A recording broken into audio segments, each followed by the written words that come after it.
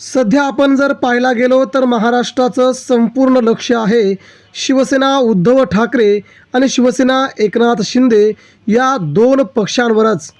महाराष्ट्रात जरी भाजपची सत्ता असली तरी देखील संपूर्ण महाराष्ट्रात चर्चेमध्ये असतात ते उद्धव ठाकरे। प्रत्येक वेळेस ठाकरे या नावाशी महाराष्ट्राचं राजकारण जोडलं जात आहे।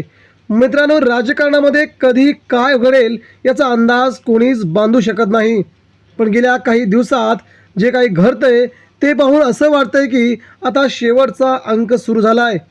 एका बाजूला सर्वोच्च न्यायालयाचे कडक ताशेरे तर दुसऱ्या बाजूला राहुल नार्वेकरांच्या खुर्चीसमोर आलेली ती फाईल। हो, तुम्ही बरोबर ओळखलत, चर्चा आहे उद्धव ठाकरे आणि राहुल नार्वेकर, एकनाथ शिंदे आणि केंद्रीय निवडणूक आयोग यांच्यातील त्या संघर्षाची, जो आता एका निर्णायक वळणावर येऊन पोहोचला आहे, जो उद्धव ठाकरेंना सुप्रीम कोर्टातून आपलं सर्वच्या सर्व पुन्हा एकदा वापसीच्या रस्त्यावरती आहे। मित्रांनो, सध्या पाहायला गेलं तर राजकारणाच्या पडद्यामागे अनेक गोष्टी शिजत आहेत, पण कधीकधी एखादी गोष्ट बातमी येते जी संपूर्ण राजकीय समीकरणं बदलून टाकते। आज आपण ज्या विषयावरती बोलणार आहोत तो विषय महाराष्ट्राच्या राजकारणाला पुन्हा एकदा हादरवून सोडणार आहे आणि उद्धव ठाकरेंच्या शिवसैनिकांसाठी नक्कीच आनंद देणारा ठरणार आहे। गेल्या अनेक महिन्यांपासून एक प्रश्न विचारला जातोय, शिवसेनेच्या आमदारांच्या अपात्रतेचं काय?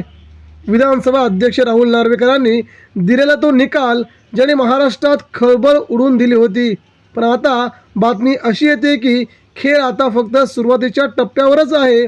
उद्धव ठाकरे यांच्या गटाने ज्या पद्धतीनं रणनीती आखली आहे ती पाहता असं वाटतंय की जरा खेळ तर आता सुरू झाला आहे, म्हणजे खरा खेळ आता उद्धव ठाकरेंनी सुरुवात केला आहे। काही विश्वसनीय सूत्रांकडून मिळालेल्या माहितीनुसार ठाकरे गटाच्या हाती एक असा मास्टर कार्ड लागला आहे ज्याचा विचार कोणीही केला नव्हता। आपण सर्वांनी पाहिलं की नार्वेकरांनी कशा प्रकारे निकाल दिला। उद्धव ठाकरेंच्या हातातला पक्ष, उद्धव ठाकरेंच्या हातातलं चिन्ह दोन्ही देखील एकनाथ शिंदेंच्या हातात देऊन नार्वेकरांनी सगळ्यात मोठी चूक केली आहे। त्यांना जो अधिकार नव्हता त्यांनी तोच अधिकार बजावला आणि उद्धव ठाकरेंच्या शिवसेनेचे सगळे तुकडे करून टाकलेत। परंतु मित्रांनो, ज्या आधारावरती तो निर्णय दिला गेला त्यामध्ये तांत्रिक चुका काढल्या गेल्या आहेत सुप्रीम कोर्टाकडूनच। हे केवळ दावे नाहीत तर त्यामागे कायदेशीर पुरावे आहेत असं सांगितलं जातंय आणि ते सस्पेन्स वाढतोय, कारण जर पुरावे सत्य असतील तर राहुल नार्वेकरांच्या त्या निकालाचं काय?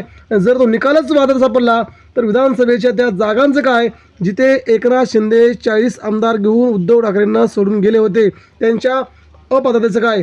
राजकीय वर्तुळात एक चर्चा सुरू झाली आहे। आता उलटी गिनती सुरू आहे, पण ती कोणाची? उद्धव ठाकरेंची, राहुल नार्वेकरांची की एकनाथ शिंदेंच्या शिवसेनेची?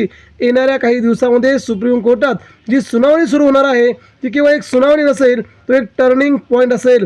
जर कोर्टाने काही निरीक्षण नोंदवली तर महाराष्ट्राच्या राजकारणात पुन्हा एकदा भूकंप येणार आहे। उद्धव ठाकरे यांनी आक्रमक पवित्रा घेतलाय, त्यांच्या चेहऱ्यावरचा तो शांत स्वभाव, तो विश्वास, यामागे नक्की काय आहे? म्हणतात ना की शांत पाणी जास्त खोल असतं। ठाकरे गटाची हालचाल ही शांतते सुरू असलेल्या ते वादळासारखी आहे, ज्याची कुणकुण सत्ताधाऱ्यांनाही आता लागले असून शिवसेना पक्ष, शिवसेना धनुष्यबाण चिन्ह पुन्हा एकदा उद्धव ठाकरे आपल्या हातात घेणार अशी कुणकुण ते एकनाथ शिंदेंना लागले आहे। राहुल नार्वेकर स्वतःला कायदेशीर चक्रातून वाचू शकतील का? आगामी काळ ठरवेल। उद्धव ठाकरे यांची खेळ खल्लास करण्याची रणनीती यशस्वी होईल का? राजकारणात उद्धव ठाकरे यशस्वी होतील का ते बघावं लागेल। आणि सर्वात महत्त्वाचं म्हणजे महाराष्ट्राच्या विधानसभेच्या भविष्यात कोणती नवीन पानं उलटली जाणार हे देखील लवकरच समजेल। मात्र मित्रांनो, अनेक लोक म्हणतात की निकाल लागला, विषय संपलाय, पण राजकारणात कोणताही निकाल अंतिम नसतो। हा खेळ आहे जिथे बाजी कधीही पलटू शकते। पुढच्या काही दिवसामध्ये उद्धव ठाकरे आपली बाजू एकनाथ शिंदेपेक्षा कितीतरी बाजूनं स्ट्रॉंग करतील आणि त्याचवेळी राहुल नार्वेकर यांच्यासह एकनाथ शिंदेंच्या हातातून शिवसेना देखील उद्धव ठाकरेंच्या हातात कोणत्याही क्षणी येऊ शकते, अशा प्रकारचा निकाल सुप्रीम कोर्ट देऊ शकतं। आणि हा एकनाथ शिंदेंच्या शिवसेनेला आणि राहुल नार्वेकरांना बसलेली सगळ्यात मोठी चपराक आगामी काळामध्ये तुम्हाला दिसून येईल। म्हणजे मित्रांनो, खेळ होतोय खल्लास, तर शिवसेना पुन्हा ठाकरेंकडे या उक्तीप्रमाणे पुढील 15 दिवसात राज्याची सूत्र आणि समीकरणं बदलतील हे यावरून स्पष्ट होतं आहे. आपणास देखील काय वाटतंय याबद्दल आपल्या प्रतिक्रिया आमच्यापर्यंत पोहोचवा. महाराष्ट्रात पुन्हा एकदा शिवसेना उद्धव ठाकरेंकडे प्रतिक्रिया द्या नक्कीच.